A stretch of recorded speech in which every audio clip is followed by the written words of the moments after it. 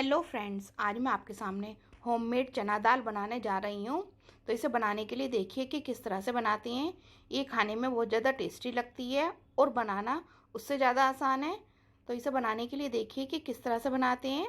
ये मैंने आधा किलो दाल रात को भिगो के रख दी थी, अच्छे से साफ़ पानी में धोकर। अब हम इसे एक बार फिर से धो लेंगे। मैंने आधा किलो दाल में आधा चम्मच बेकिंग सोडा डालकर रखा था, अच्छे से मिक्स करके। अब मैंने इसे छलनी में निकाल लिया है अच्छे से धोकर। अब हम इसे किसी कपड़े पर फैला देंगे जिससे कि इसका सारा पानी सोख जाए। जब हम फ्राई करेंगे तो उसमें जलने का डर नहीं रहे। मैं आधा घंटे के लिए इसे कपड़े पर फैला दूंगी अच्छे से। उसके बाद हम इन्हें फ्राई करेंगे। आधा घंटा हो गया है, अब हम इसे फ्राई करेंगे। ऑयल मैंने गरम होने के लिए रख दिया है।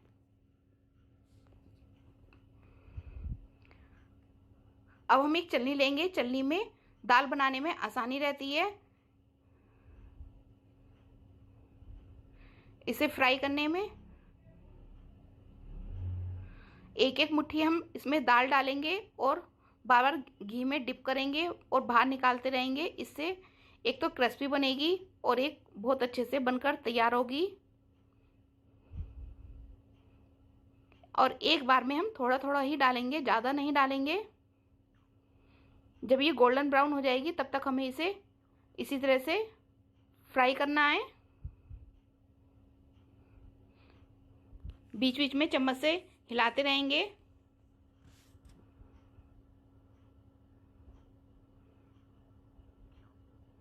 शुरू में हमें हाई फ्लेम पर करना है और फिर बाद में हम मीडियम पे करेंगे।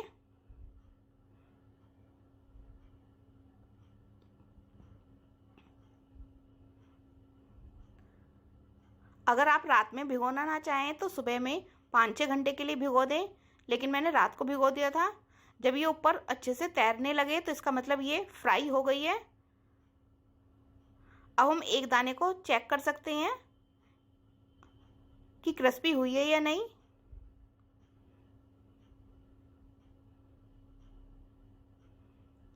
अब ये एकदम चूरा हो रहा है तो इसका मतलब ये फ्राई हो गई है। इसे हम बाहर निकाल लेंगे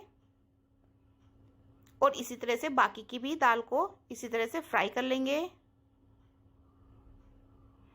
थोड़ी थोड़ी डालेंगे दाल को, एक साथ ज़्यादा नहीं डालेंगे वरना अच्छे से क्रिस्पी नहीं होगी और आधी कच्ची आधी पक्की इस तरह से रह जाएगी। और एक कलछी से चलाते रहेंगे बीच बीच में। मीडियम हाई फ्लेम पर इसे हमें डीप फ्राई करना है। आप चाहें तो कढ़ाई में ऐसे भी डाल सकते हैं, लेकिन इस तरह से दाल को तलने में बहुत आसानी रहती है और अच्छे से सिक भी जाती है।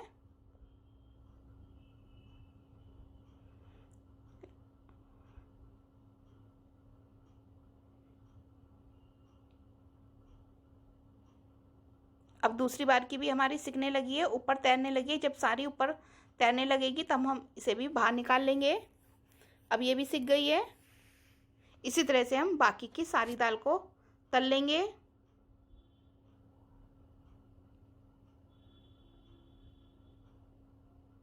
और इसे हम 1 महीने तक भी सेव करके रख सकते हैं किसी भी एयरटाइट कंटेनर में। अब ये मैंने सारी दाल तल ली है। अब मैं इसमें मूंगफली के दाने डालूंगी 1 कप। अगर आप चाहें तो बिना मूंगफली के दाने की ऐसे भी दाल बना सकते हैं, लेकिन थोड़ा और ज़्यादा टेस्ट लाने के लिए मैंने 1 कप मूंगफली के दाने भी डाले हैं। इन्हें भी भून लेंगे हल्का सा। जब मूंगफली चटकने लगेंगी और गोल्डन हो जाएंगी तब इसको हमें मीडियम फ्लेम पर भूनना है, वरना जल जाएंगे मूंगफली के दाने सारे। अब ये चटकने लगे हैं अच्छे से। इन्हें भी हम इसी तरह से घी में 3-4 बार डिप करेंगे और बाहर निकालेंगे इसी तरह से। अब ये भी अच्छे से भुन गए हैं, इसे भी हम दाल में मिक्स कर देंगे। इसके बाद हम तड़का लगाएंगे भूनने के लिए। आप चाहें तो ऐसे भी मसाला डाल सकते हैं, लेकिन मैं कढ़ाई में भून कर डालूंगी। अब हम कढ़ाई में 1 चम्मच ऑयल फिर से डालेंगे। मैंने ये ऑलिव ऑयल में बनाई है, आप चाहें तो तेल में बना सकते हैं या रिफाइंड में या फिर घी में। घी की थोड़ा चिपक जाती है, इसलिए मैंने ऑलिव ऑयल में बनाई है। थोड़ा सा करी पत्ता डालेंगे अगर आपके पास हो तो।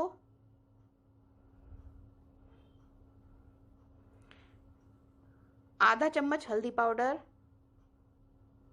नमक स्वाद अनुसार, आधा चम्मच अमचूर पाउडर, आधा चम्मच चाट मसाला, आधा चम्मच लाल मिर्ची पाउडर। मिर्ची भी अपने टेस्ट के हिसाब से कम ज़्यादा डाल सकते हैं, जितनी भी तीखी खाना पसंद हो उसके हिसाब से डाल लेंगे। मैंने हल्की ही डाली है। अब इन मसालों को अच्छे से भून लेंगे। आप चाहें तो आधा चम्मच गरम मसाला भी डाल सकते हैं, लेकिन मैंने नहीं डाला है।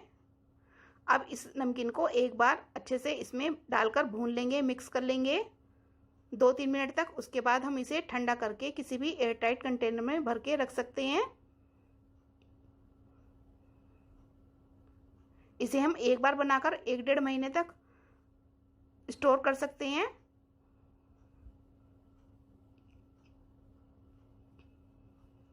अच्छे से मिक्स कर लेंगे।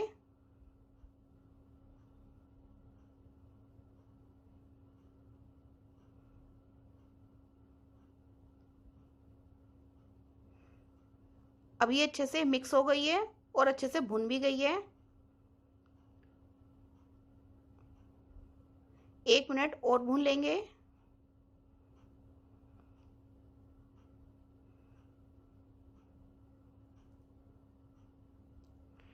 दाल को मैंने 2-3 मिनट तक भूना है। अब हम गैस बंद कर देंगे और ठंडा होने पर अब हम इसे एयरटाइट कंटेनर में भर के रख सकते हैं। अगर आपको मेरी रेसिपी पसंद आए तो इसे लाइक, सब्सक्राइब, शेयर और कमेंट जरूर कीजिए। Thank you.